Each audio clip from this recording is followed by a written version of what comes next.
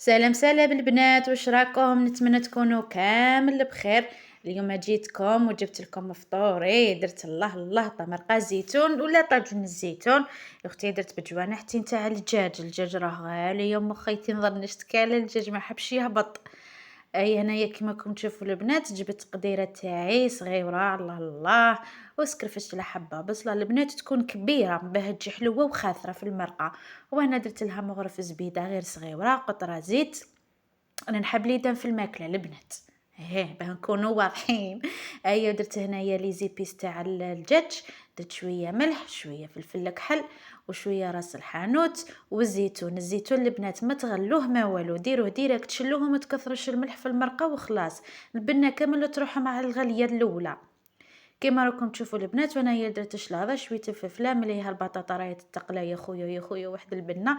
وهنايا البنات من ما طابت المرقه جبت لكم واحد الكيفيه باه المرقه تجيكم بيضه ما تجيكمش هكا صفرة وتجيكم شويه عقده. درت انا مورف غير صغيره كيما راكم تشوفوا تاع فارينه وثلاث حبات فرماج، تجي واحد البنه ما تقولوش كاع فيها فرماج. وهنايا درت بالبغا باسكو باش المرقه كانت سخونه والفارينه تبقى هكاك حبيبات حبيبات في المرقه ما تبانش بنينه، يعني ما تجيش الشكل تاعها. شوفوا البنات شوفوا الله الله تقولوا لاك خنفخاش ها ذيك البنه واش نقول لكم. كما راكم تشوفوا البنات، وخلوها تزيد غير غليه برك غليه عقده طف وطفيها، هذا ما كان. واللي حابه تتحمر الدجاجه تنحيوه تحمروا، انا ما كفانيش الحال اللي هنايا مع الدار الشغل الذراري. وانايا زدت دعمت، لازم التدعيم في الطاجين في دارنا هنايا، لازم ما كاش هنايا مرقه وحده تاكليها ولا. اي البنات كما كنت تشوفوا درت حاجه خفيفه، شلاضه تاع صيوفي بصل وطماطيش وفلفله. الله الله كيما راكم تشوفوا تفكي نقول الله الله نتفكر بنت خالتي. هي تشوفني بزاف وتتبعني، وهي اول واحده في لي كومونتير وفي لي جيم. هي نهدي لها تحياتي من هذا المنبر.